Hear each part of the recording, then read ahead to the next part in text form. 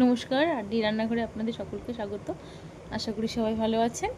আজকের রেসিপি সর্ষে ইলিশ। আজকের রেসিপি ইলিশ মাছ দিয়ে পাকা শসা দিয়ে সর্ষে পোস্ত। এখানে দেখুন মাছগুলো ধুয়ে নিয়েছি, স্বাদ মতো নুন হলুদ দিয়ে মাছগুলো মাখিয়ে নিচ্ছে। কাঁচা লঙ্কা, সর্ষে, জিরে এবং পোস্ত শিলে বেটে নিচ্ছি, যেহেতু অল্প মশলা এবং এগুলো সর্ষে ছোটো দানা, পোস্ত ছোটো দানা, তাই মিক্সিতে পেস্ট হবে না, ভালো শিলে পেস্ট করলে ভালো মিহি হবে। এখানে পাকা শসা দেখুন কেটে ছাড়িয়ে নিচ্ছে, ছাড়ানো হয়ে গেছে। এবার কড়াইতে গরম তেল গরম করতে দিয়েছে এবং শসাগুলো ধুয়ে নিয়েছে।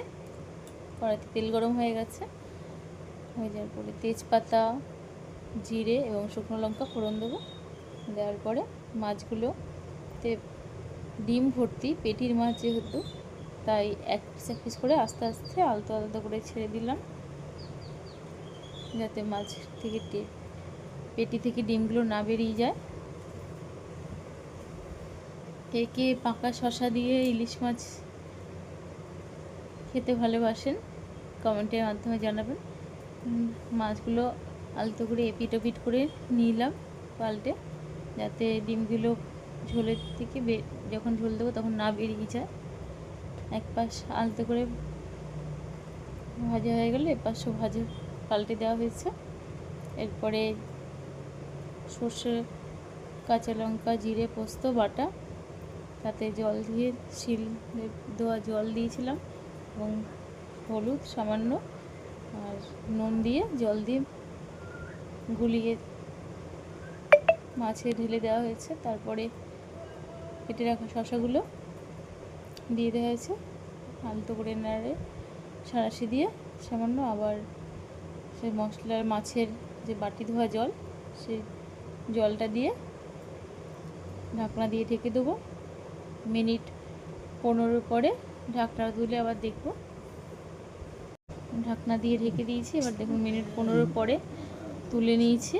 তুলে নেওয়ার পরে এখন প্রায় রান্নাটা হয়ে গেছে কমপ্লিট। আর 2 থেকে 3 মিনিট ফুটিয়ে একটু হালকা সাঁড়াশি দিয়ে নেড়ে, যাতে খুন্তি দিলে মাছগুলো না ভেঙে যায়, তাই আলতো আলতো করে নেড়ে দিচ্ছি এবং মাছের গায়ে তলা যাতে না ধরে যায় সাঁড়াশি দিয়ে নেড়ে নিয়েছিলাম। নেড়ে নেওয়ার পরে দেখুন এবার রেসিপিটা নামিয়ে নেব। হালকা গামাখা মাখা ঝোল রেখেছি, যাতে ভাত দিয়ে খেতে ভালো লাগে। আপনারা বাড়িতে অবশ্যই বানিয়ে দেখবেন এবং কমেন্টে বলবেন কেমন হয়েছে। দেখা হবে পরবর্তী ভিডিওতে। ততক্ষণে ভালো থাকবেন, সুস্থ থাকবেন। নমস্কার।